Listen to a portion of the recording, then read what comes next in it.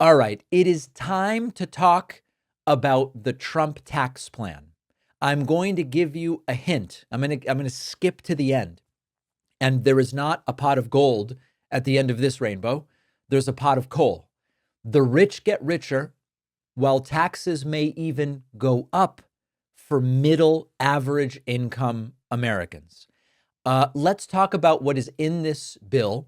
And it's critical to understand that some of this is still under negotiations. There are even some Republicans who don't like elements of this. There are Republicans not pleased with what they want to do with the SALT cap. There are Republicans not pleased with what they want to do with QBID. Okay, so we're going to talk about it. But here's what's in the bill as we understand it right now. First of all, the 2017 tax cuts for individuals are going to be extended. Now, this has been misinterpreted by some as the richest will get a cut. That's not strictly speaking true. Now, the richest may end up getting more cuts from some of the other things in the bill. But remember that the 2017 Trump tax bill lowered the top federal tax rate from 39.6 to 37. That expires at the end of this year. So if not renewed, the top earners would go from 37 to 39.6. What this bill would do is keep the 37% tax rate. So tax rates wouldn't go down, but they wouldn't go up as scheduled to do, and that top tax rate would remain 37%. You may recall that there was a little bit of flirtation, very, very flirty, with maybe we'll raise taxes on millionaires. Now, when they were talking about that, as is often the case, when they said raise taxes on millionaires, we didn't know if they meant people who have $1 million in income a year or $1 million net worth, including the equity in their primary home, or $1 million net worth, excluding the equity in their primary home. We don't know, but it doesn't matter because it's not in the bill. They flirted with it. They played coy. They maybe swiped left or right, which is it once, but they're not going to do it. No tax on tips and no tax on overtime is in the bill. It excludes what they define as highly compensated employees. I don't know exactly which those are. And it also includes no taxes on tips for gig workers. So if you get tipped driving Uber or Lyft, you wouldn't pay taxes on those tips. Some of the stuff in the tax bill expires in 2029 when Trump leaves office, shortly after Trump leaves office. Increasing the child tax credit from $2,000 to $2,500 will expire in 2029. $1,000 bonus to the standard deduction for single filers. So if you're single, you can take a $16,000 standard deduction instead of $15,000. That expires in 2029. The debt ceiling would be raised by $4 trillion as part of this bill. A new savings plan for kids will be created. Now listen to this sycophancy. It's called the Money Accounts for Growth and Advancement. Money Accounts for Growth and Advancement. The acronym is MAGA. No accident there. And they're already calling them MAGA savings accounts. It'll be potentially $1,000 contribution from the government and would then allow you to contribute up to $5,000 annually in after-tax dollars. This is not that awesome because after-tax dollars means you're not getting a tax deduction for the contributions, and then there's no ability to withdraw the money tax-free. So it's like it's not really that great, but it's in the bill.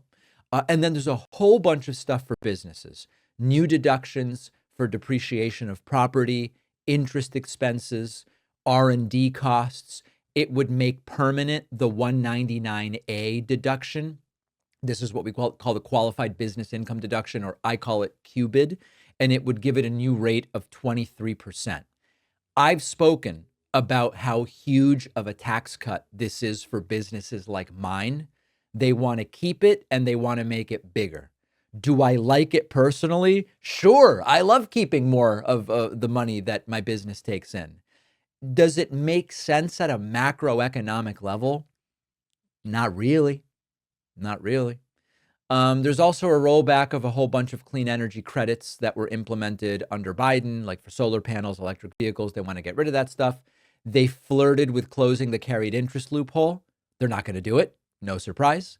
They flirted with changing the corporate tax rate. Trump said he wanted it lower. No change in the bill. And then like the big thing, the elephant in the room, the orange entity in the corner of the room is what happens with SALT deduction. You may recall that if this is too wonky, by the way, please let me know. You may recall that in 2017, this Trump's tax bill capped state and local tax deductions at $10,000. This hit people disproportionately who live in some of the more prosperous blue states, which overall have higher state taxes. What it means to cap SALT at 10K means that imagine that your property has a $7,000 a year property tax and that you pay another $6,000 in state income tax. We're up to 13,000, right? 7K for your property, 6K in state income taxes. That's 13K.